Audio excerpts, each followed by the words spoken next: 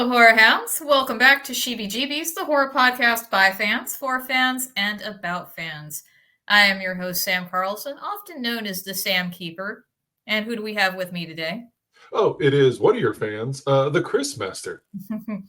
And right here we have Lucy, our little terror cat. That's right. She heard the camera go on and immediately got in my lap. So, just like as you guys can probably tell, we are going to be talking about Ghostbusters from 1984, directed by Ivan Reitman. And a big reason is that, we've got a new Ghostbusters movie coming out at the end of March, Frozen Empire. And, I wanted to go back and kind of revisit everything again, even though I've seen the original Ghostbusters probably double digits. And I think the same for you, right, Chris? Oh, easily. Yeah. In fact, it's probably one of the only movies I've seen in double digits.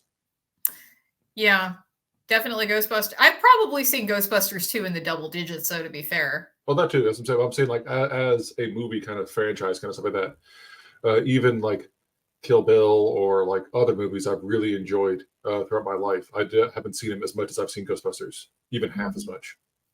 Oh, yeah. So over the next couple of weeks, we're going to be going through each of the Ghostbusters movies, and that will include Answer the Call. And it's not going to be pretty. And yeah, some of you guys are probably going to be mad at me. Others, the rest of you are going to be like, yeah, you said it right. But I think we'll probably end up making more people upset with our views on Afterlife, because there's a lot of stuff in Afterlife that doesn't fucking work. No. So moving right along, I guess the best place to start is, Chris, what was your first experience with Ghostbusters? I would say it's probably close to the same time of either watching the cartoon or the first movie, like renting it from a local video rental place. I'm pretty sure I saw it on Betamax, because the only thing my parents had at the time was a Betamax player. So I don't know if I saw the movie first or the cartoon first, but they were very much kind of like neck and neck, kind of like around the same time. Yeah, I think it's probably the same for me, because I definitely remember watching the cartoon, and, I'd get to watch it sometimes in my parents' bedroom on, I think it came, on Saturday mornings. And yep. I was just, a little kid, like jumping on the bed during the intro when the no ghost sign. Well, I guess technically that's called Moogly, but nobody really refers to it that much as Moogly. But when the no ghost sign is walking down the street before it gets trapped in the no symbol. Mm-hmm. And I did see the original. I'm pretty sure that, I saw both the original and Ghostbusters 2 on home video. But when I was smaller, I do have a couple of, I only have a couple of vivid memories left over from that time, since it was so long ago. But one of them is before Ghostbusters 2 came out. I remember being on this quilt that one of my female relatives had made me. I'm not sure if it was an aunt or one of my grandmothers. But I remember, probably like looking at the newspaper, because I was probably, just reading the comics, and seeing the Ghostbusters 2 advertisement in there and getting really excited about that. So for some reason, it sticks. Oh, exactly. And I saw Ghostbusters 2 in theaters. That was actually the first movie we saw after we moved into our house. The first house I ever lived in, kind of stuff like that. I remember specifically this memory because we were living in the middle of nowhere kind of stuff, and they were just mowing down the fields, and some kind of farmer or somebody who was mowing the field next to us had turned around in our driveway, and those little blades had scraped the top of the driveway, so like a kind of a little small, like a very thin gash mark. But my parents were like, "What the fuck?" And this is like before we left for the movie theater. I was like, "What the fuck is this?"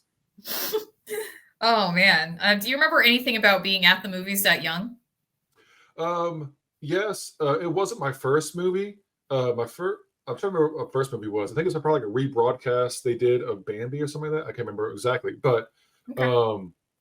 It was very early in my life, because I was 5, going to be 6 at the time. No, it was 89. So I was 6, going to be 7 at the time. Never mind. Mm-hmm. So yeah, I remember going to theaters, having a great time, really enjoying it, and not thinking anything differently from the first movie. I know nowadays a lot of people like to think like, "Oh, Ghostbusters 2 is so much worse than the first." Was like, no, you don't understand. That's nostalgia kicking your butt. But as a kid, I really did enjoy the second movie too. You know what? I feel like Ghostbusters 2 is the Halloween Ends of the franchise. Like, it's almost trying to do something different. Mm-hmm. Because I feel like we're just going to end up getting, once we cover Afterlife and, we'll see Frozen Empire. But I just have this horrible feeling we're just going to keep retreading the same kinds of villains. Like, it's always a fucking army of ghosts. Oh, Walter Peck's in a movie. Oh, and all the ghosts they've ever caught have been unleashed. Mm-hmm. I'm shocked by this new. I wonder what could have happened. And I mean, at least Ghostbusters 2 is like, oh, it's a haunted painting that wants to take over the world, but it needs a new body. I'm like, well, exactly. It's a different big bad. It wasn't just Gozer again. Yeah. But anyway, that's more Afterlife talk for later on. Yeah, but I mean, like, that's exactly what we got out of Answer the Call and Afterlife. Afterlife was, wow. Afterlife was just, yikes, guys. Why would you do that?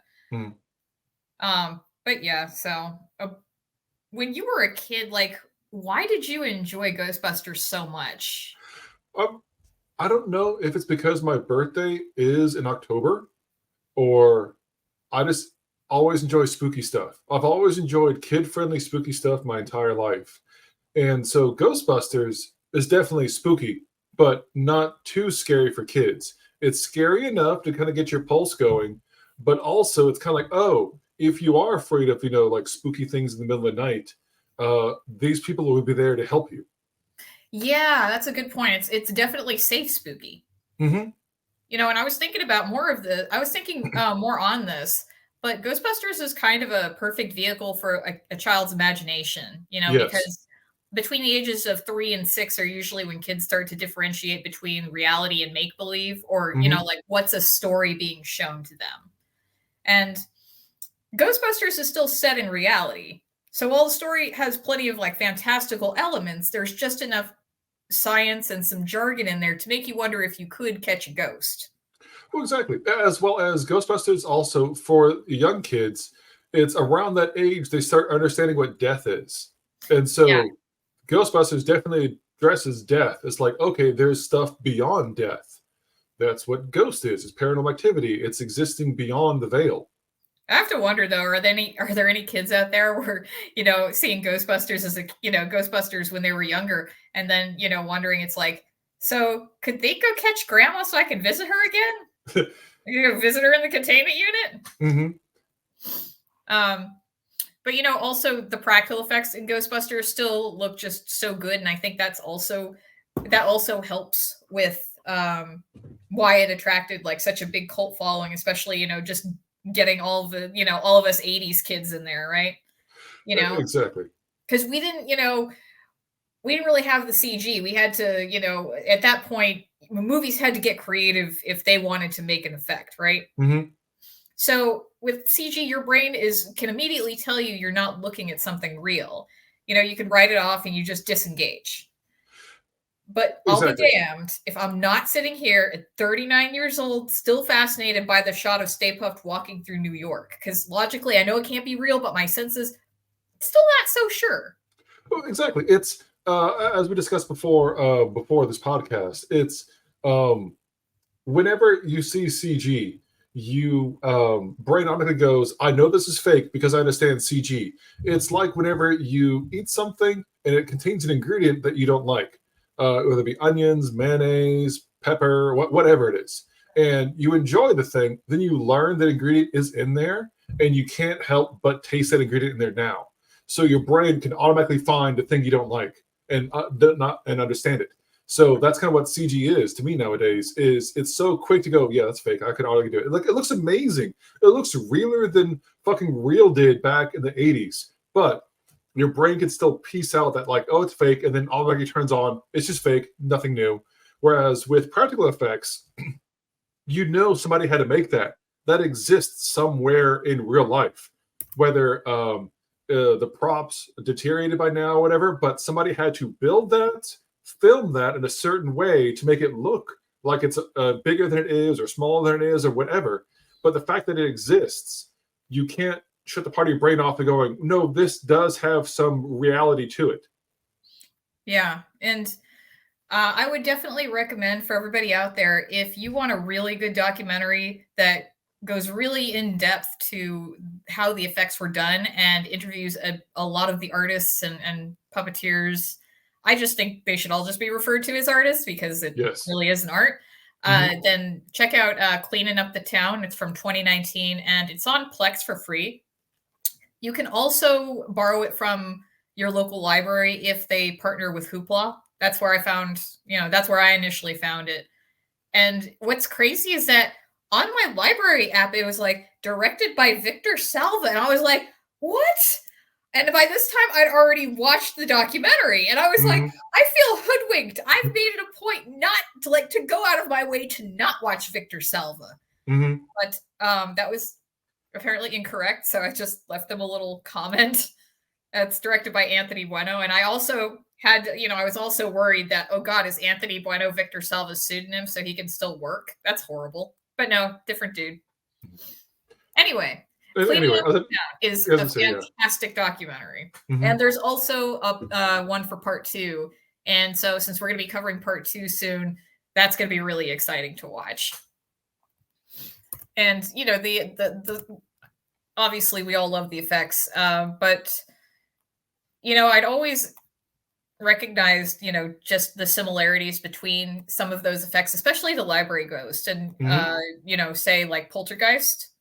So the visual effects supervisor on Poltergeist was Richard Edlund. And after that, he went and started Boss Films where they sourced out the Ghostbusters effects, which I was like, well, no wonder I like this movie so much. And everything just looks so much better than I could imagine. Like the library ghost, for example, they had to do like a full cast of her body and then kind of set it up and make some animatronics. But what was it? Do you remember, Chris, where it was just sort of like they were controlling it? I think it was only controlled by one person, but there was this ability where it's like everything would just like her jaw would move forward and unhinge.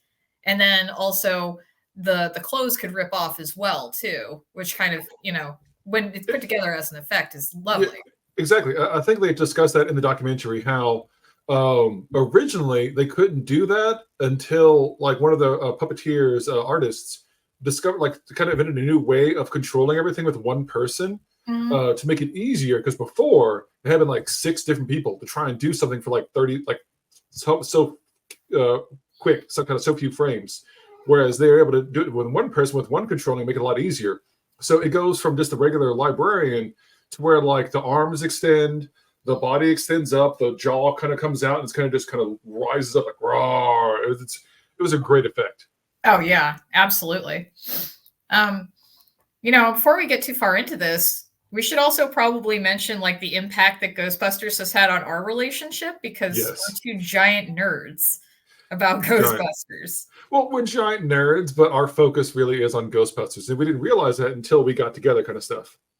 Yeah, I wrote my wedding vows the night before because I hadn't written my vows. I was like, nothing's coming to me, and then I was just kind of thinking about Ghostbusters and our shared love for it, and then I ended up just writing Ghostbusters lines into my vows, kind of, or vows into my Ghostbusters lines, whichever way you want to put it. You got peanut butter in my chocolate. Yeah, you got Ghostbusters in my wedding vows. And then, when we started going out, you hadn't seen Answer the Call. I had not. I was able to avoid that for so long.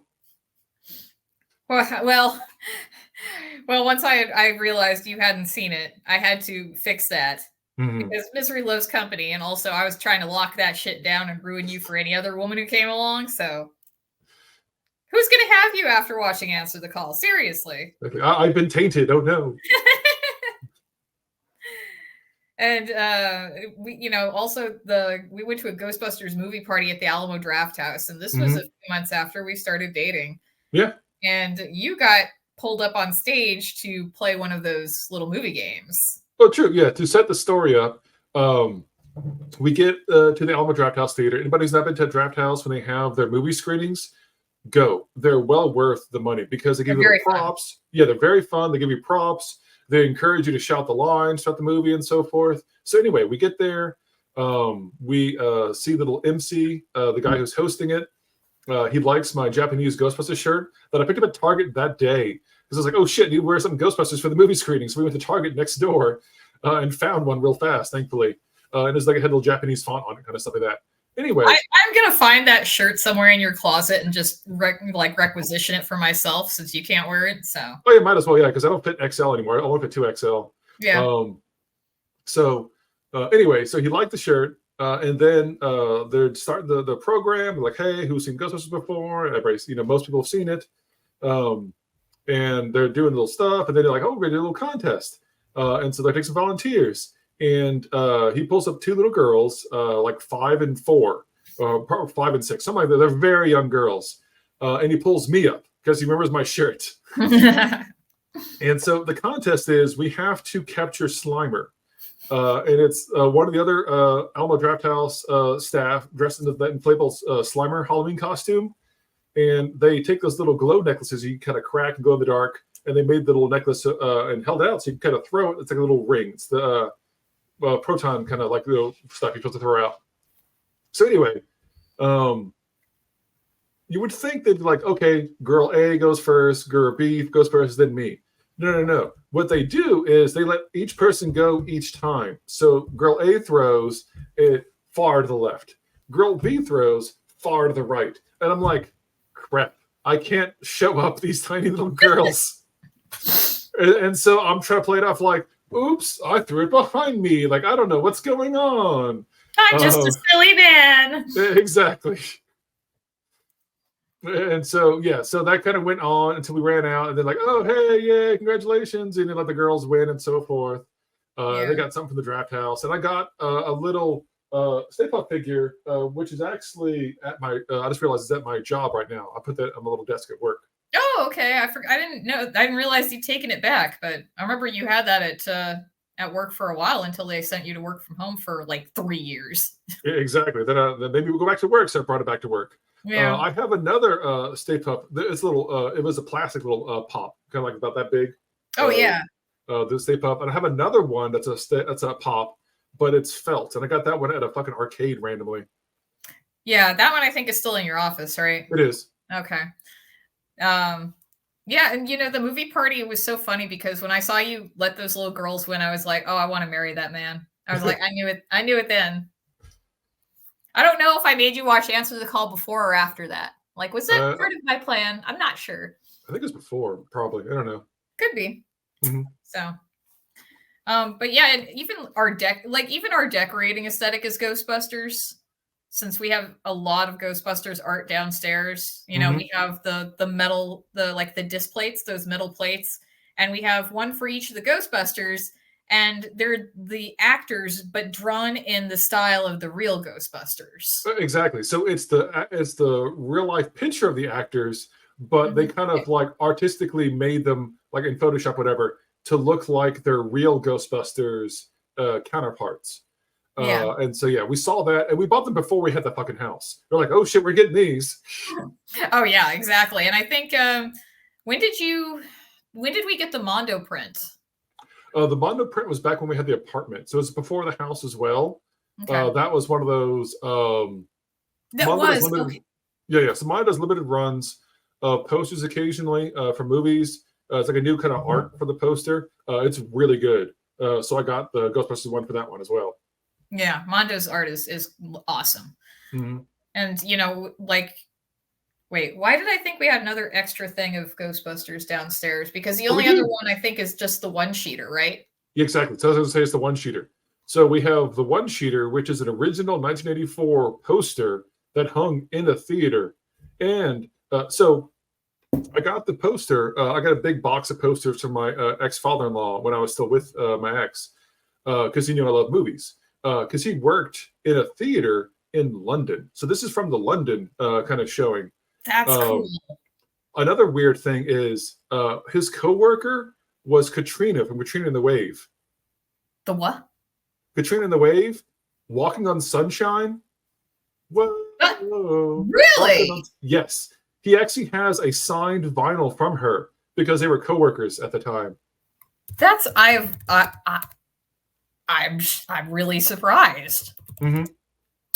Oh man. So I mean, yeah, the one sheeter is definitely your, you know, essentially like your holy grail of collectibles, and I think everybody Yeah. has that. Yeah. I do have one too, and I mean, pretty much if you're a Ghostbusters fan, you own or you have owned the 2-disc set of of Ghostbusters 1 and 2 that has the movie scrapbook in it. So mine is autographed by Dan Aykroyd because way back in the far off year of 2009, he was doing one of the Crystal Skull vodka signings. So me and my then roommates went to, you know, went to go hang out and get, you know, buy some vodka, get it signed, meet a Mm-hmm. Ghostbuster, because we were all, you know, we all liked Ghostbusters to some, you know, to some degree. And at that point, I was dating this guy who also liked Ghostbusters, and he couldn't make it. But I got Dan Aykroyd to say hello to him on the phone, which was probably like one of the coolest things I've done for somebody I dated, you know, like pre you, obviously. Obviously. Other than you, yes. Mm-hmm. But you know, it was funny because he was having a busy work day and he was in like a meeting, and I was like, "No, this is really important." And sure enough, I was correct. It was important. Mm-hmm. And you know, I think like Ghostbusters is the only thing that I will be a merchandise slut for. I'll pretty much buy almost anything if it has a fucking Ghostbusters tie-in. Like, We don't buy every single thing, but we do buy a lot of stuff that we can practically use. Kind of like we got that Slimer popcorn bucket that was already available at was it Cinemark? yeah, I it was used it. Cinemark. Yeah, it was a little metal popcorn bucket. I used it as a trash can at work because they took away my trash can at work. I was like, oh, cool, I'll just use this. Why did they take away your trash can? I have no fucking idea. It's COVID. I have no stupid. Anyway. You can't have a trash can because COVID. Exactly. All right. Sure. But yeah, you know, and also we've gotten sucked into the Oxy greens from EHP Labs. Mm-hmm. And we had the Slimer one at first, which was Yes. lime flavored. Mm-hmm. So this one, Proton Plasma, this one does taste more like Ecto Cooler. Because it's more tangerine, yeah. Yeah, they're both very good. But what I do is I do like a scoop of that, a scoop of beet powder, and then 2 scoops of this, which is this Cursed Energy. And this is what for the Gamer Subs. I'm sorry, the what? Gamer Subs. SUPPS. Okay, like supplement. Thank you. So, and then 2 scoops of the Cursed Energy, and this is caffeine free. It's just got like B vitamins and extra stuff in there, and it makes such a good, like super green smoothie. Which is that's what I'm drinking here. It's this slop. It's delicious. Speaking of smoothie, I'm going to enjoy my smoothie, the Puff Daddy from 903. Oh yeah, and so, that one is pineapple, blackberry, and marshmallow. Yeah, pineapple, blackberry, marshmallow. Yes, it is a beer, but it is a smoothie beer, so it makes it healthy. And I mean, it also definitely has to be a goes. Oh yeah, for obvious reasons. So, yes, we're shameless consumers for Ghostbusters. Not a, you know, and sorry, not sorry. So, I mean, I guess if you've literally never seen Ghostbusters, the best way to describe it is 3 parapsychology professors start a ghost catching business after they get kicked out of not Columbia University.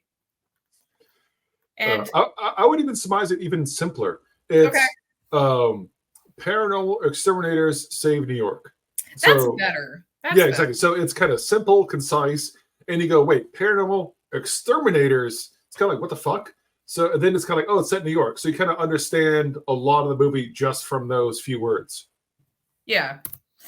And, you know, we touched before on the library ghost in the opening scene. Mm-hmm. You know, it's so funny because that scene is like quite a bit different in the book.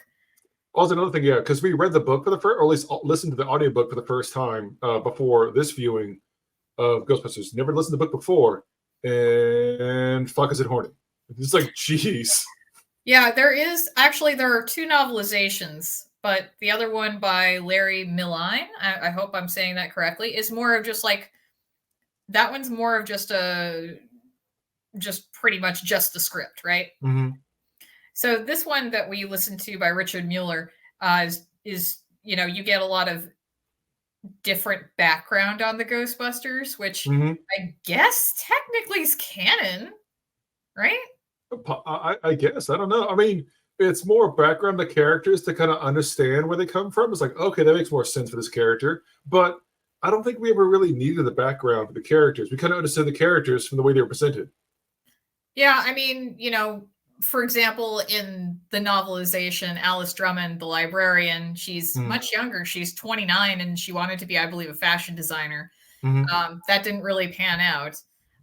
And, she seems sexually repressed. She's very taken by the Kama Sutra. And then we hear about how her last hookup stole her VCR. So I'm like, Jesus. Well, that's where she saw the ghost, too, is because she went to the forbidden section of the library. Oh, no, got the special keys and everything. That's where she discovered the Kama Sutra. And then she got scared by the ghost. She's like, I'm never going to think about sex again. Oh, no. Oh, man. Yeah, and I mean, but you're right. Like, this book is, like, the book is like, way hornier, like, when they're talking about Alice and the Kama Sutra. And I was just like, I was outside moving a big old planter from the backyard to the front yard, and I didn't have my headphones in. And I was like, whoa, now I'm going to have to turn this down or off because there might be kids outside. Exactly. And I'm kind of glad they toned down the sex. There's not really any sex in the novelization. It's just outright horniness. And I'm glad they toned that down for the movie so kids could enjoy it. And they didn't do that for the kids, I don't think. But we wouldn't have the Ghostbusters be as big as it is if kids couldn't see it. Okay, but I see what you're saying, but there's still like an implied ghost beach scene. Well, I know. It's not implied. It pretty much is a ghost beach scene, but that is just enough to where kids don't understand. If you keep doing horniness all the time, kids will pick it up after a while. Whereas if you like a one-off, it's kind of that joke like, oh, the parents understand the joke. The kids are like, what's going on? Wait, what about Dana being possessed by Zool and going, I want you inside me? Kids have no idea what the fuck that is. The thing is like, oh, somebody's possessed. I know. I'm just saying. It's just like, it's kind of like, you kind of go back and look at them like, Jesus. I mean, also with Keymaster and Gatekeeper, I know. I understand the sexual implications of that. But like I said, okay, like Dana, I'm sorry, you fucked Lewis. I know you guys were both possessed by dogs, but it happened.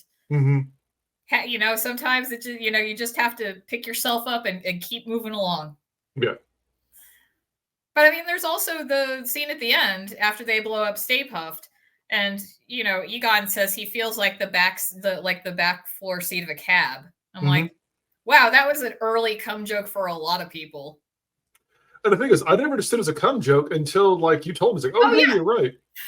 I know. It took me it probably wasn't until my mid-30s I was like, oh. But that's the thing, though, is once again, like I said, the movie is a lot, I guess, lighter with their hand with the horniness, whereas with the novelization is straight up just like, oh goddamn. I know, and we still had the ghost beach scene, but it was basically just the extended version of the novelization that's included in the Steelbook. Yeah. And I'm glad you guys decided to edit that and just a dream sequence into the montage. Because I mean, don't waste the effect, but at the same time, it doesn't really have a place in the movie. So, and also, the part with in the novelization with the Keymaster saying his key was ready, and I was like, oh, you didn't! I lolled so hard at that, though. Oh, we didn't even mention the fact that Venkman fucks Ray's sister. Oh, true. And that comes at a hotel. Oh, exactly. That comes up later in the novel. So if we're going to go the movie by piece, I was going to say is, so we got the haunting in the library. That's very similar to the movie. Also, one difference I enjoyed in the novelization is the description about Egon being by himself, because it's described in the novel of kind of like much of his life, there is a vast amount of space between Egon and anybody else. Oh yeah, he's way more autistic in the book. Yes. So I think honestly, like Venkman and Ray's sister comes up kind of early in the book. Like, it does. It comes up right after that. So after they do the library haunt, it's very similar to the movie where it's like, oh hey, the cards go everywhere. They're picking them up, and like they find the slime, and then they they get her Ray, or like sorry, not get her Ray, get her. Like, that's my plan to take care of the library ghost. They run out.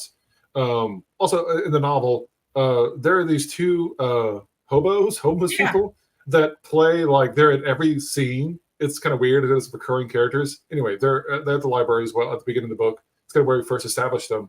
But then after the library is when they get fired from not Columbia, and then they just like, wait, we can catch ghosts, and so they decide to sell Ray's house, and that's where we get the background on Ray, where the house comes into play. And so the background on that is Ray is going to have a family reunion. He does it every year to visit his family. So then his station wagon was stolen by Peter Venkman, or borrowed by Peter to go on a date. And so he's waiting for Peter to show back up with the station wagon. Peter shows up, and because he's already late, and Peter is like, hey, I'm going to drive because it's a lot faster to get there, as well as I need to borrow it again when we're done. Mm-hmm. So Ray's like, whatever, it's fine. So Ray gets to his house. Peter impresses Ray's dad because Ray's dad is a psychologist. So it's like, oh, hey, another psychologist can talk about other kind of shit like that. But we get introduced to Ray's two siblings. And it kind of establishes Ray as the kind of weird, kind of centrist heart that he is. Where on the very far right is his brother, the Reaganite NRA member who lives in North Carolina, works in the military or military contractor or something like that, and hates immigrants and like a whole ton of shit like that. It's like every stereotype on the right. And then on the left is his sister. She lives in Berkeley, California. She has two lovers, a guy and a girl. And like, she's just a free spirit, and some kind of weird kind of shit.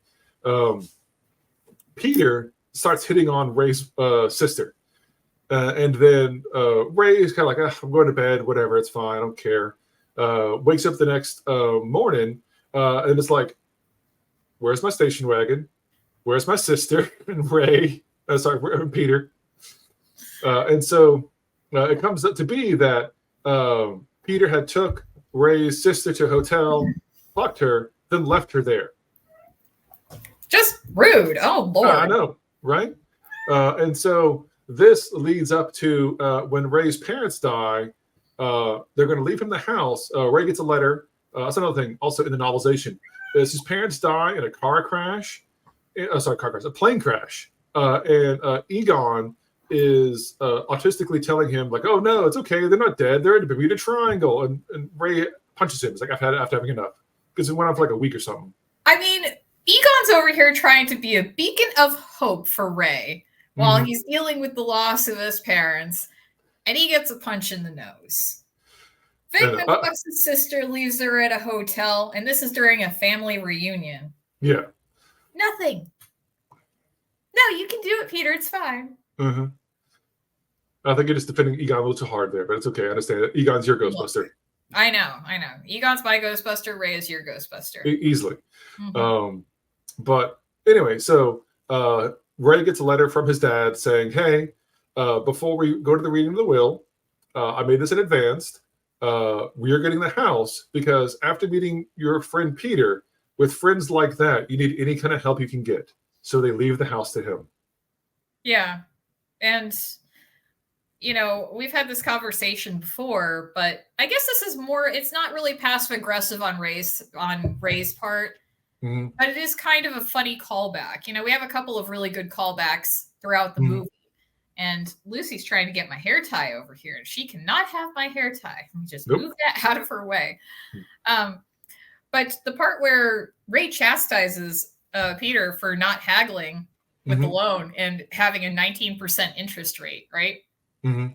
So later on, when he gets the car and it needs so much work done on it, and it's $4,800 in 1984 money.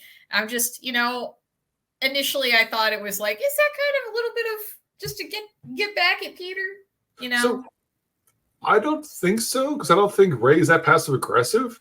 And to be fair, if Ray is gonna be passive aggressive, it's whenever they're trying to haggle for the firehouse. Because Ray can overhear Peter and Egon just shitting on the fucking firehouse with the realtor.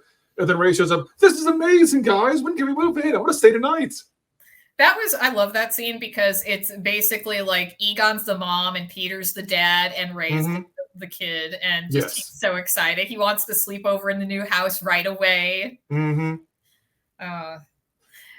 But the other callback, I think everybody loves this callback, but when Ray says "get her" in the library ghost scene, and then at the end of the movie, Peter says, "Go get her, Ray."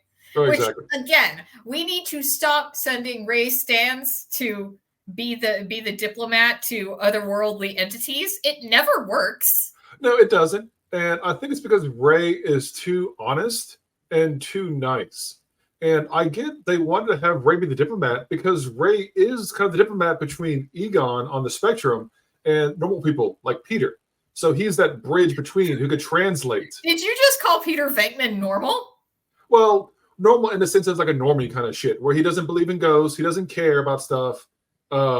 He's kind of that everyman, not everyman. Winston's more than everyman, but we don't say. Like, honestly, if we're gonna send somebody to be the diplomat, we should probably send Winston because he's the only one who's closest to normal. No, he is. He is. If we're going to send a diplomat, it should be either Winston or Peter, because Peter can charm them. Yeah. See, I would say send Peter because he's a sociopath. Yes. And he can charm them, or and he is a born con man. Like when Dana says that he's more like a game show host than a scientist, it makes perfect sense because in the novelization, he's born to literal carnies in a carnival. His mother's taking tickets, takes a break, plops him out, goes back to work. It's literally in his blood. Exactly. As well as they talk about the novelization when they bring up his past, being a carny. Whatever game he worked that night always did the best, because Peter can recognize when people have kind of a dream going on of trying to win, and he will use that not to completely fuck people over, but just enough to get himself ahead. That is very true. So, okay, where are we at this point? So if we're going on, so we got into the firehouse. We bought the firehouse. We haven't gotten to the first call yet. No, and I think we all, before that, we have Dana getting Zool in the fridge. Introducing Dana, exactly. That's another thing. So introduce Dana. She's, showing up. We understand she's a musician of some sort because she's carrying this big cello case. She's walking by. She's like trying to sneak past her neighbor's apartment, and he's like, because he knows he's going to show up. Yeah, and poor Lewis. Exactly. I know, poor hapless Lewis. He's trying his best.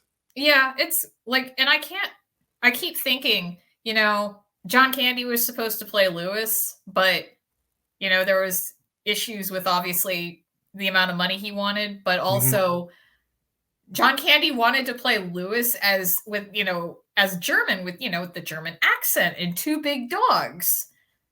And I'm trying to like imagine it, and it just doesn't play.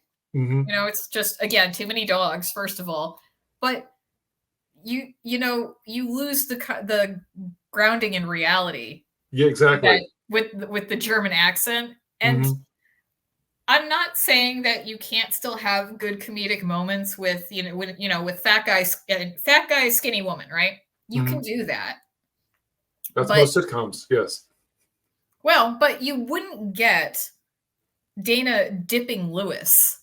Oh, exactly. Because that is I love that scene. Yeah, because Sigourney Weaver is an Amazon. She's like 6'8" that they kind of joke about, but she's actually like 6 foot tall or something like that, she's or 5'11". Just a smidge shorter than you. Yeah. But no, she's a tall woman, a very attractive woman, and so is that power dynamic, which plays well with going against Rick Moranis. Oh yeah. So yeah, obviously, we're trying to avoid Lewis, but Dana goes into her kitchen. she's getting, taking, putting the groceries away, and the eggs start boiling on the counter, which still looks like a great effect. It's a practical effect. It's real. You see it happen, and your brain understands, oh, that's a real egg frying on that counter. And then she touches a different part of the counter, and it's completely cold. Like, what the fuck? That's cool. Yeah, I like the part where she opens the fridge, and it's just there's just a dog with a flashlight in its mouth. That was. Oh yeah. I'm sorry. Zoo. I still think it's fine, but it's like, good. Okay, it's still a flashlight in a puppet's mouth. Mm-hmm. But I was gonna say, in the novelization, to describe how horny the scene is, whenever we're introduced to Dana in the novelization, as she's walking along, like she gets out of the cab, walks to her apartment across the street, we get every other male's thoughts about Dana. Yeah, because it's like the passing people. It's the two gay guys who comment on her outfit being, lovely. It's the old man whose thought is he realized seeing Dana how long it's been since it's been long. It's a fucking old man erection joke. Yeah, and Dana is also, we get to hear some of her thoughts in the book too. Mm-hmm. And there are times when it's like she's, playing games with like that other musician, that we see in the scene, the one that briefly walks with her before she meets up with Peter. Mm-hmm. But yeah, she's obviously like, she knows what she's doing. Mm-hmm. So, but yeah, super horny book. Right. So we get the haunt in Dana's apartment. Then we have her showing up to the firehouse because she sees the Ghostbusters commercial. Uh-huh. And also, can I comment on that real fast? The Ghostbusters commercial. It's, once again, I think this is why this movie is so good.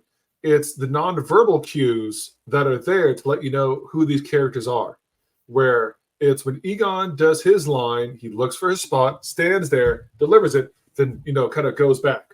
That's exactly what Egon would do. Exactly. It's very methodic. It's very to the point, and this is what I'm supposed to do. This is what I'm doing. Ray kind of sheepishly goes up, and Peter's is kind of nonchalant. Yeah, hey, how's it going? This blah blah blah. I know. Well, Peter also does it. It's the same thing with when they go down the fire pole. Yes. Ray's super excited. He's ready to go when they get the call for Slimer. Oh, yeah. And Egon's holding on for dear life. Peter doesn't give a fuck. He's got chopsticks in his mouth and Chinese food in one hand. Exactly. He's like, I'm just gonna eat on the way. Let's go. Yeah. But yeah, so before we get to the first haunt, Dana shows up. She's like, "Are you the Ghostbusters?" and so forth. Oh yeah. And then kind of Peter overhears a hot female voice, and he kind of pops up like a fucking prairie dog, like, "Huh?" Yeah. Yes, I'm here. I'm Dr. Venkman, here to help you out. Yeah, and then he almost eats shit trying to jump over the railing. That's the other thing is if people don't notice it, I'm sure most diehard fans notice it, but you hear the thud of his foot as he doesn't fully clear the swinging door and almost eats his fucking shit like everywhere. I know. Like that was a concussion waiting to happen. Oh, it was. Mm-hmm. So anyway, yeah, so there's Dana. They're like, oh, hey, yeah. So he goes, investigates Dana's apartment with the weird kind of like little squeezy ball thing he's got. You sure you know how to work that how to use that? I think so. Yeah, I think so. And that's kind of where we get the game show host line, where we go back into Peter's Carney roots in the novel. Yeah. And then after that is when we get to, he's talking to Ray and Egon saying, hey, I want to, take her out for dinner because I'm trying to save this one client we have. And they're like, no, this is the rest of the money we got right now. You're eating it. Yep. Yeah. And it's just like, Peter, stop letting your penis make your decisions for you, please. You almost ran us out of business. Exactly. Your little Peter almost took over. Yeah. So anyway, at that point, as they're eating, they get the initial call from the Cedric, where Janine answers the call, and everybody knows the line of like, "You do? You have? Terrific! We got one." And it hits the little arm. And then they start the music. They go down. They show up in suits the first time in the movie. At the Cedric. Yep. And the Cedric is just a very fun piece, like a very fun segment in the movie too. One of my favorite scenes in that is when they're in the elevator and talking about having an unlicensed nuclear accelerator strapped to our back. But Ray has Egon switch him on, and then as the proton pack fires up, Egon's like, some of the best, some of the best physical comedy comes from Egon, which is very strange. You wouldn't necessarily think that, right? Because he kind of pushes Peter out of the way, and Peter's like, what the fuck's going on? Like, he gets pushed closer to Ray. And Ray's just sitting there happy, like, yeah, I can't wait to go.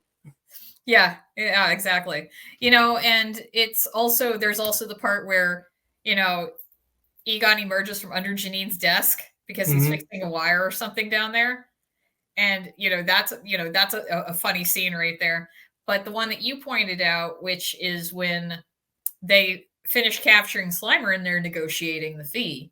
And Egon's signaling to Peter with... Oh, exactly. Like he's kind of like just going like $4 for $4,000 and then kind of like $2 for $2,000 for the kind of the charge. Because Peter, everybody's kind of focusing on Peter and the manager. And they're not picking up that Peter is making eye contact with Egon as Egon is non-verbally telling him how much to charge. Because they've never done this before. They just showed up. They didn't think it was going to fucking work in the first place. Like, oh shit, it actually worked. I don't know. His autism just comes and goes. Weird. Yeah. Oh, this is a trap for A. I know, right? But getting to see Slimer though, it's still like that. It's really like beautiful when you first see him when he's eating the food from the cart. Those movements look so natural, and I know you've got one guy in the suit itself, right? In the large foam latex suit, and then you've got other puppeteers that are controlling movements along the face, off screen. It's like it still looks miles above any of the CG Slimers I've seen. Exactly. And like I said, it's because it exists in reality. It has a certain movement to it that has to exist. It can't defy physics with its movement like you can with CG. Yeah, very true. Anyway, there was this one scene where they didn't finish the effect of Slimer flying around the chandelier really fast. Oh, so they yeah. repainted a peanut green for that one. But I know. As I started praising the Slimer effects, I'm like, oh yeah, and then there's that spray painted peanut. But you know what? I can't even fucking tell. Well, because it's so quick. Yeah, that's very true. And, we should point out that, I think it's only been within the last several years, like maybe last 10 years, people have noticed that Slimer has a juicy booty. Oh, I know. That forbidden Slimer ass has been there since the beginning. Because if you go look at the behind the scenes clips, and they're all over YouTube, you can see they crafted a perfect ass for Slimer. So it's been there because there are a lot, there were people on Twitter that were arguing about how he doesn't have an ass, he has a tail, and everybody else is like, no, that's real Ghostbusters, stupid. Exactly. Yeah. But yeah. Also, it still weirds me out, that because there's that Marvel character in Marvel Comics, Dupe. Dupe, oh yeah, Dupe, yeah. Which is just like Slimer, but it has an X symbol on him, and I think I read somewhere he's an Omega level mutant, and I'm like, why? Well, it's because he can duplicate literally anything. So, duplicate nuclear weapons, duplicate fucking whoever's powers and shit like that. He duplicates whatever. So that's why he's Omega. Yeah, I think he has even crazier powers, but I'm not going to go into that. Yeah. I guess we should be lucky that Slimer's only power is that he eats. And slimes people. Fast. Yeah, and in the book, he's described as more yellow. Oh yeah, again, exactly. His goop is yellow, so it's okay, I can see piss. It's kind of I prefer the green. The green is a lot better. Aesthetically, yes, because the yellow is just kind of that's gross. Green's also gross, but exactly. Well, as well as also to address anybody who's shouting at us currently that we can't hear because they're we know his name's Onion Head. Exactly, thank you. But no, he's canonically known as Slimer nowadays. So blah. Yeah, Hey, do you think John Belushi had that nice of an ass as Slimer? Do you think Probably that's not. where it came from? No? Nah. All right. That may go as an unanswered question. Mm-hmm. But and I enjoy the scene where they are trying to capture Slimer just because Egon's just so fucking bad with his like so fucking off the chain with his proton pack, right? He's just firing at everything. Yeah. Whoa, whoa, whoa, whoa. Nice shooting, Tex. Yeah. In the book, this is odd because at that point, I forget whose point of view this is, but they're talking about Peter being the leader, and I'm like, why? He didn't really do anything. And I think it's because the other two were too scared to talk, so they kind of naturally let the other guy say, "Oh, you want to talk first? Sure, go ahead, thank you." Okay, that's fine. Kind of like letting the bard kind of be the charismatic leader in a D&D group kind of shit. I don't know. Yeah. Never played it. I've watched people play it. Looks fun. I want to play it at some point. So they get their $5,000, and then we get a classic 80s movie montage. Mm-hmm. And, that's always a fun scene. But yeah, we get the Ghost Beach scene, and then we have to hire another Ghostbuster because they're fucking busy. Yep. Turns out there are just ghosts popping up left and right. And man, I can't believe like Ernie Hudson is still so active as he is. I know. He's like mid-70s at least. Mm-hmm. He looks like he hasn't aged a day. And I mean, it looks like he's aged about 10 years, but it's for like 40 years. He's aged about 10 years. He's in incredible shape. Mm-hmm. And I'm really excited that they're making Winston the head of the Ghostbusters. Oh, yeah, exactly. Like, yes. It makes the most sense. Yeah, I want to see Winston, be in charge of like some younger Ghostbusters. Mm-hmm. I'm down. Let's do this. It's going to be interesting, though, getting Janine as a Ghostbuster because we've had that before. Well, in the real Ghostbusters, yeah. Yeah, but now we actually get it in the movie. Mm-hmm. So I'm very curious to know what happened between her and Lewis after Ghostbusters 2. Oh, I know. I don't think the flame for Egon ever fully died out. I don't think so. That's why she went for the next nerdy guy. Mm. But yeah, so we introduced to Winston, who's my second favorite Ghostbuster because he's the John Everyman. He's literally like, I don't care what you do as long as it's a steady paycheck. I'm here. Yep. Nope. I know it. And he also had Winston had most of the best lines in those early drafts of the screenplay. Mm-hmm. But can't give them all to Winston. Mm-hmm. Because he is the audience's surrogate in a lot of ways. He is. So I get it, but pretty excited just to see Ernie Hudson show up for Frozen Empire. Oh, exactly. Oh, that's another thing also I was going to say is another thing we kind of realized about Ghostbusters is all of them smoke except for Egon. Yeah. But Egon is always snacking on junk food, whether it's grabbing the big box of Cheez-Its when Dana first shows up, or talking about the Twinkie, or whatever. He's always eating junk food. Yeah, or the Nestle Crunch bar in the beginning. Oh, that's another one. That's a good one. Yeah, exactly. In the novel, it was a Baby Ruth bar. Honestly, I'm going to say I prefer Nestle Crunch. I agree. So, yeah, that's funny. It's that's specifically Spengler's Vice. Mm-hmm. So around this time is when, Dana and Lewis both get possessed by terror dogs. Before this is when Walter Peck first shows up. Okay. Yeah. Close enough. So it's around the kind of same time. So Walter Peck shows up. It's like, hey, I'm from the EPA. We've been told there's noxious fumes and other kind of weird shit going on. I demand to see what's going on. Of there initially. Yeah, exactly. And so Peter is kind of like, yeah, fuck you, government guy. I don't care. Suck my dick. And that kind of causes problems later on, of course. But I was going to say another thing is, so every time we see this movie, I see something new because that's how deep this movie is. So when Walter Peck first shows up, Janine shows him back to Peter. And as Peter's talking to him, they're kind of going back and forth. And the camera pans to Walter Peck as he's talking. And then you see kind of Janine kind of lean over behind the bookcase to see what's going on and kind of leaning back. because it's like she's very curious and she's eavesdropping. Yeah.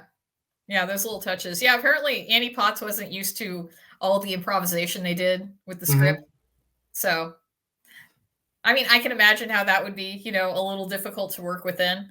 But I think that's, again, without the improvisation, that's one of the things that makes this movie so good. You're just letting people go and riff, be themselves.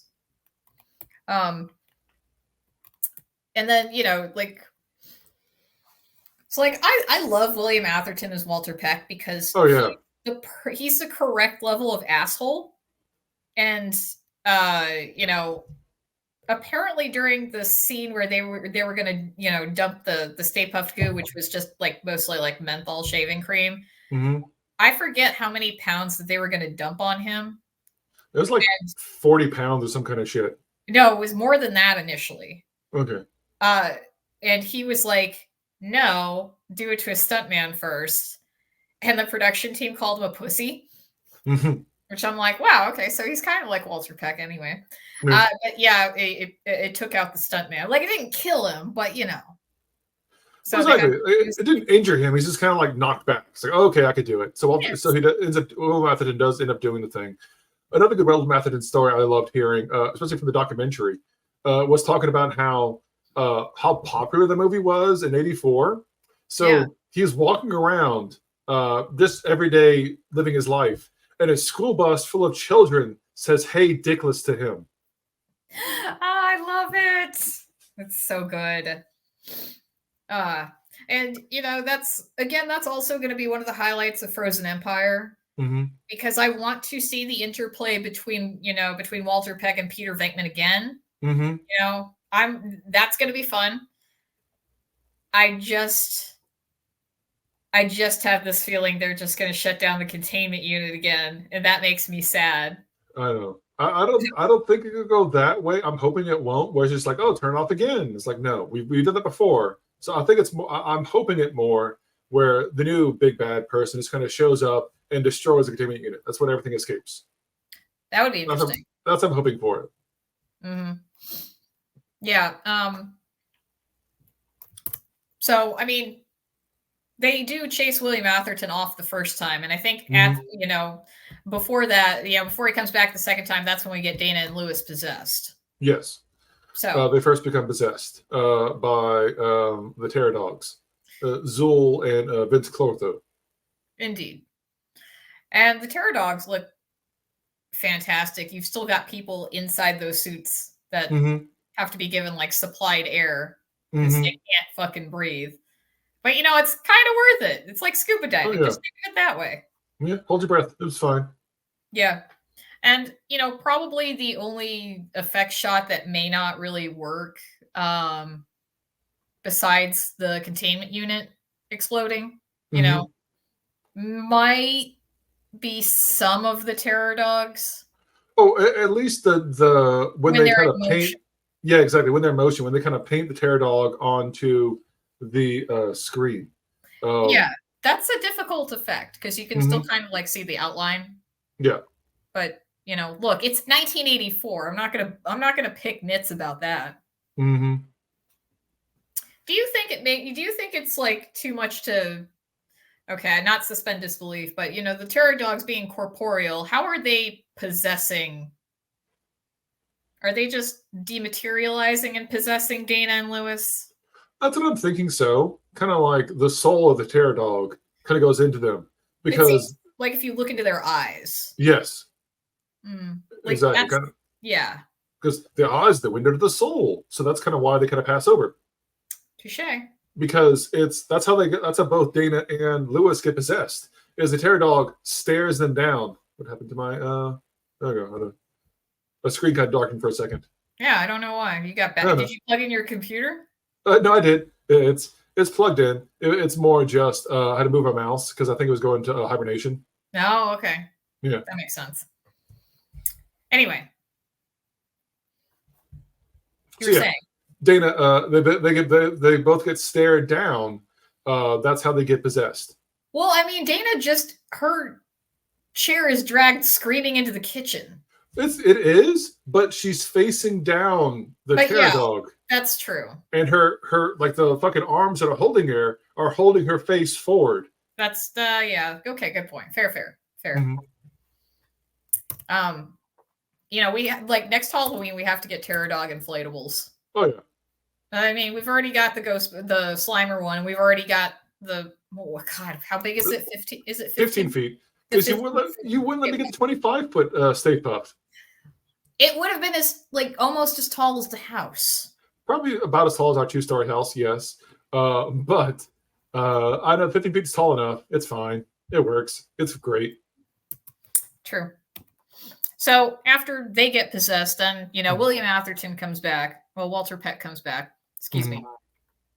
And now he's actually got a warrant to shut down the containment unit.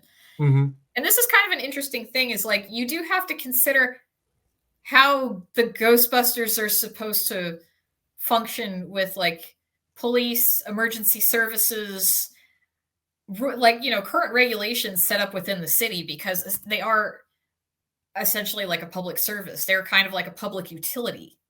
Sort of. I will say is I think they're more like exterminators, except they're paranormal exterminators. So there really was no laws dictating them. Yeah. And so everything is kind of fly by the seat of the pants. Mm-hmm. I know there's a lot of arguments. Ghostbusters is a libertarian movie because the government is actually at fault. I've heard the opposite end as well. It's like, no, the Ghostbusters are actually at fault because when they shut it down, it's when everything goes to shit and makes it bad. I think Ghostbusters is kind of in the middle, where it's kind of like, yeah, they are practicing and everything was going fine until Walter Peck showed up and literally turned everything fucking off where he was warned not to. But they shouldn't have had, nuclear devices on their back or this other kind of containment unit that's so powerful. It's just an argument for and against privatization. Exactly. It's both very much in the middle, which is what I appreciate about it. Also, another thing is like in the novelization is there is a viewfinder for the containment unit, like in the real Ghostbusters. Yes. So they talk about how Ray will get up in the middle of the night and just go stare at the ghosts inside there. Uh-huh. And I remember, a couple of episodes focusing on the containment unit, like what was happening inside of that. Yep. I wouldn't mind seeing that incorporated into some of our new Ghostbusters movies. Oh, yeah. I mean, if they can make it through a movie without somebody shutting it down. Yeah, no. We'll see. Mm-hmm. So, yeah, the containment unit goes, and we get another smaller montage of the ghosts being let loose, across the city. Yep. And something that you brought up that I hadn't really noticed either was that Lewis is in most of these shots, but the camera's not focusing on him specifically. No, exactly. He's in every single one of those shots. Like wide shots and seeing like all the action, seeing the ghosts themselves. It's more focused on that. But then fucking Lewis just wandering across the screen. Like, where do you see he going? Oh, he's going uptown to see Dana. Well, to see the gatekeeper. Gatekeeper, exactly. So, obviously we have that iconic scene where she dips him and kisses him. Mm-hmm. And then at that point, all hell's breaking loose. Ghostbusters get taken to jail. Not going to be the first time. I hope we get another Ghostbusters in jail scene, though. I'll say that much. You could retread that one more time. I mean, they did it for the second movie, too, so. Exactly. I'll take it one more time, though. And we get to see Reginald Johnson show up as a cop because that's his first time as a cop. He became typecast literally forever from this one role. Because he shows up in this as a cop. He shows up in Die Hard as a cop. And then he plays a cop in Family Matters. The sitcom he was on the longest. God. Yeah, but man, like some of that physical comedy that he did on Family Matters is so fucking funny. Like I watched that show all the time growing up. Mm-hmm. So, and, while they're in jail, then we actually get more information about what exactly is happening with Gozer and all that. So we've got Ivo Shandor, and he was the leader of a Gozer worshipping cult. And so he designed Dana's apartment building. And, Ray mentions the selenium, was it like the selenium cores and the rods? Yeah, exactly. It was a selenium coating on the rods, some of that, like basically for the building of the building. Okay. So it's supposed to basically function as an antenna to just like concentrate all the spiritual energy and like, here, get all the ghosts here. Mm-hmm. Right. to summon Gozer and, bring about the end of the world. That's usually what we're trying to do here. Mm-hmm. But I just feel like if this has been happening, so if Ivo Shandor's cult was at the beginning of the early 20th century, and I'm assuming that this building was probably built maybe 20s or 30s because of the Art Deco style. Yes. Why just now? Well, it's because it was set up for the future. Because they knew they couldn't do it at this time, but they knew it happened eventually. Kind of shit. It's kind of like a lot of apocalypse cults kind of shit. They set up for shit for the future, then they can't do it during their time frame. They understand it's going to happen in their time frame, so they set it up for the future to happen. So I wonder, why it took, how long that this building has been has been trying to, attract and concentrate ghosts, right? Mm-hmm. And I'm guessing that it's not just, they're not gonna just be in the building itself. They're going to be in the surrounding areas. So it makes sense why New York is haunted. Mm-hmm. But I'm just trying to figure out, how long did that take to get a sufficient amount of ghosts? Probably over 60 years. Because of building it in the 20s, it's 84. Yeah. It's slowly attracting more ghosts. It's kind of like all the ghosts kind of slowly kind of showing up for there. That's kind of why there's a haunting at the Sedgwick, haunting of the taxi cab driver, when you see the zombie taxi driver, and all the different kind of ghosts they've seen. Yeah, that's true. Again, I'm just picking at nits, which I don't need to be doing. So, we get all of this background information, and then the Ghostbusters eventually swindle themselves in meeting with the mayor to convince them to release them, right? Well, I think it's because all the hauntings going on. They're like, oh shit, this is actually real. So they show up for it, kind of stuff, because the mayor calls them. That's when Elizabeth Johnson shows up, like, hey, Ghostbusters, the mayor wants you.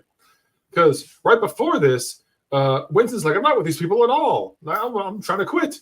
And then it's like, oh, I'm escaping. Yeah, let's go. Again, steady paycheck. Exactly.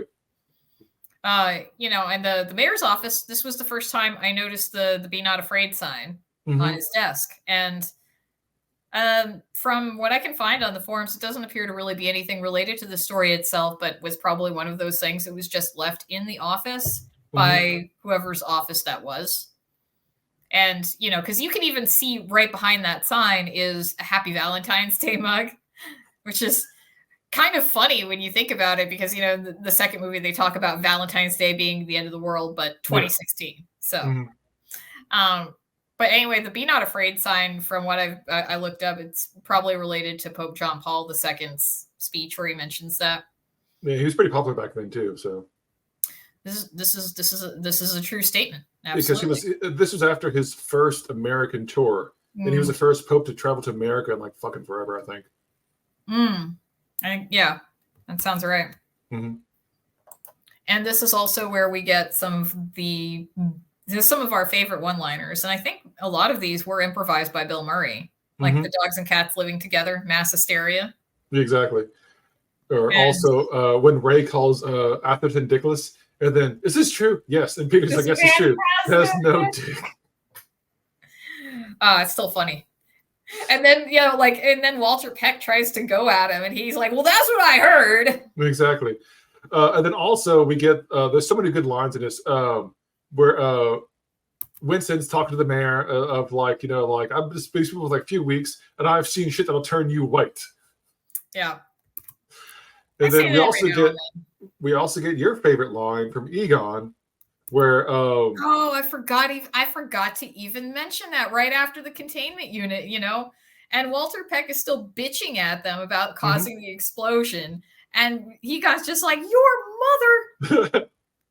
And I have an Egon shirt that has your mother on it, and it's starting to fade really badly. But the funny part is that the line is from Ghostbusters, but the picture of Egon is from Ghostbusters too.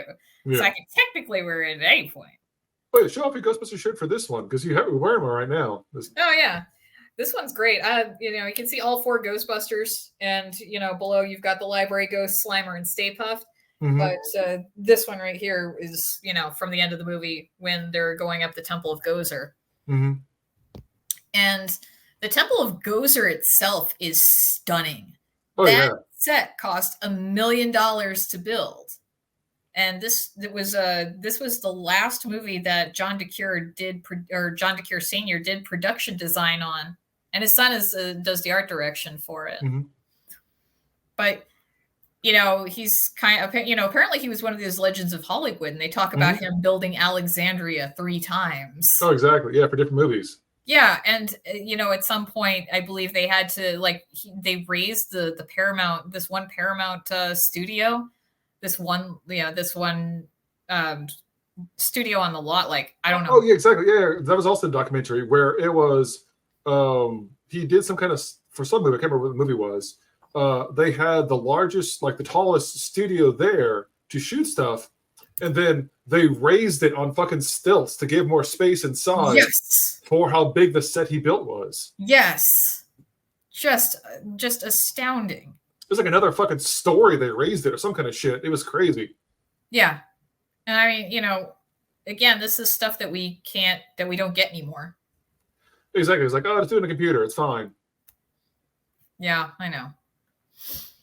So, at this point, it was, I love the part where like the sinkhole tries to eat the Ghostbusters before they can actually get into the building. Mm-hmm. And, that was just stuff that was like built on top of the street. Oh, exactly. And that's another good thing is talk about like practical effects. It's, they talk about in the documentary how they're like, oh, you guys shooting down the street? Oh yeah, maybe kind of put on hiatus because there's something happened down there, and it was just them putting the fucking decorations up. Yeah, exactly, because they just kind of built on top of the street, and it looks so fucking real. Yeah, exactly. And I mean, they fucking destroyed the traffic in New York a couple of times, having it backed up for just all the way across town. Mm-hmm. Oh man, and they also have to go up. How many stories is it against? 22? 22. 22. Yeah. And then they finally get there, and then there's more stairs. Yeah. Just to lead to the roof. Where did the stairs go? They go up. Go up. The last 22 flights went up too. These are also going up. Mm-hmm. But the Temple of Gozer on the setup on the rooftop of the building is just gorgeous, Oh yeah. And I mean, trying to admit, I can see why it would cost $1 million, as beautiful as it looks. Mm-hmm. So, Dana and Lewis turn into the terror dogs, which it's funny. It's sort of like, okay, well, they were just corporeal. They dematerialized, and now they're corporeal again. Mm-hmm. Like, all right, fine. I would love to know more about the terror dogs, though, about where they fit in with Gozer. I think they're just Gozer's protectors. Yeah, I'm sure that's like security dogs kind of shit. Yeah, but I'm wondering if there were certain cult members, because it's like Vince Clortho and Zool specifically. Mm-hmm. Were those cult members of? I mean, sorry, not cult members. Oh my god. Are those were those Gozer worshippers way back in the day? I think so. Yeah, and then at some, and then they turned into the terror dogs to be Gozer's protectors, right? I think so, because Vince Clortho talks about, a past apocalypse. Yeah. But there's, and I'm wondering, with Ivo Shandor's cult, right? Mm-hmm. Is that sort of a thing that continues to perpetuate among different Gozer worshipping cults, where there are certain cult members that get designated as, the gatekeeper and the keymaster, and this is just is just a repeating cycle every time? Maybe. I don't know. I have to look that up for later. Mm-hmm. So, once again, we've dispatched Ray to be the diplomat. Always a big mistake. Exactly. And Gozer asks if he's a god, and of course he says no, and she blasts them with lightning. Then die. Yeah. And Winston, who is the voice of reason, who should have probably, I don't know, you know what? I don't know if we would have I don't know if I want to send Winston to talk to Gozer. I feel like you should send Peter to talk to Gozer. Oh, exactly, because Peter could see what Gozer wants. It's like, I'll give you the answer you want. Yes, we're gods. Of where? He'd make up something off the top of his head, like, oh, we're the gods of Sumerian or some kind of shit. Yeah. So, and then they attempt to blast Gozer. Mm-hmm. But, it's just sort of like, nope, I'm actually not the destructor. Haha. Exactly. Technically she, I keep saying she, it's Gozer's whatever it wants to be. So exactly. So Gozer gives them the opportunity to choose what Gozer will transform into to choose destroy the them. form of the destructor. Here's where I also have to pick out another nit. Because when Peter is like, so if we imagine J. Edgar Hoover, giant J. Edgar Hoover is going to attack us, technically shouldn't that be the form of the destructor because Peter said it? A thought had to form. Maybe? I don't know. Okay, so I think it's... I was going to say, I think it comes down to the way you think. So different people think differently. Some people think only in words. Some people think only in images. And some people can think in both. I could think in both. I could see shapes and I could see words and kind of understand things.